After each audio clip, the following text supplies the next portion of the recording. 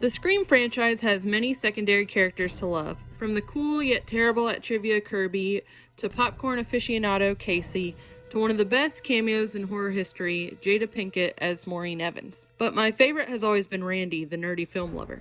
I wonder why. Recently, I was sent a GIF on Twitter, follow me, excuse me, of Randy that I thought came from Scream 2, but upon some intense investigation, discovered it actually came from Scream 1. This journey led me to wonder why my boy Randy is almost always wearing green.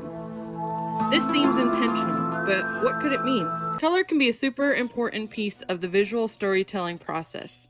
Color can convey things like mood, atmosphere, themes, and changes in location or ideas, to name a few. It can simplify complex storylines by giving the audience an immediate visual cue that something has changed. Pops of color can be used to draw the audience's eye to something important.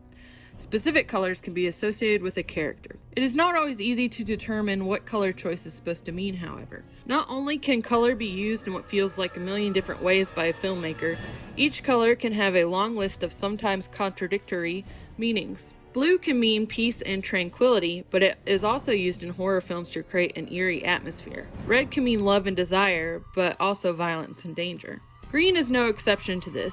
In my scour of the internet, I found all the following words associated with green: healing, soothing, perseverance, tenacity, self-awareness, proud, unchanging nature, environment, health, good luck, renewal, youth, vigor, spring, generosity, fertility, wealth, jealousy and experience, envy, evil, admiration, trust, acceptance, terror, fear, apprehension, amazement, surprise, distraction, immaturity, corruption, ominous, darkness, and danger. Hope I didn't say any of those twice. While in the first Scream, Sydney wears blue twice, Tatum wears yellow twice, and Gail seems to have a passion for bright colors, none of these connections between character and color seem to be as strong as Randy's green wardrobe. There may, however, be a strong connection between the killers and the color white, as Billy is never seen without at least some white in his wardrobe, and in the scene where the group discuss Casey's murder, both Bill and Stu wear suspiciously similar shirts, both cream-colored. But enough about them. Let's get back to the star of this essay. Before we get into the possible reasons why Randy is connected to green, we need to think about who Randy is. Randy seems like a nice guy. Not that type of nice guy, but a genuinely nice guy. Other than the fact that he has a crush on Sydney, we only really know about his passion for film.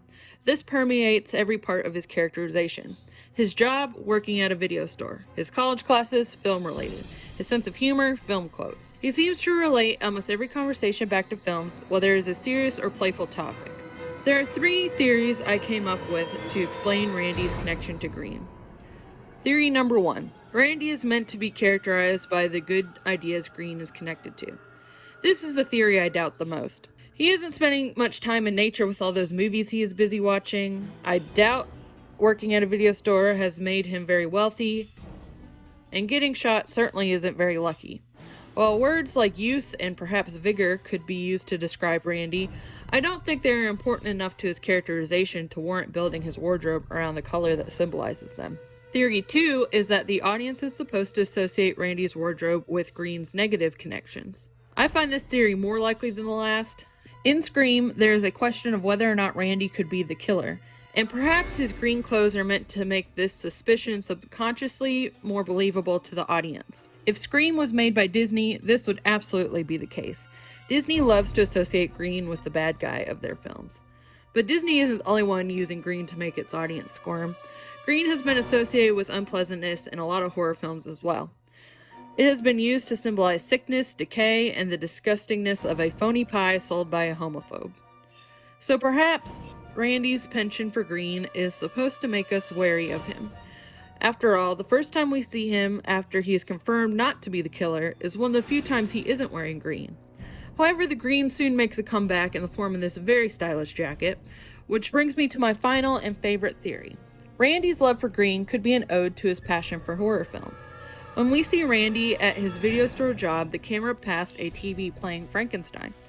The green skin of Frankenstein's monster was originally designed that way so that he would appear more ghostly pale in black and white.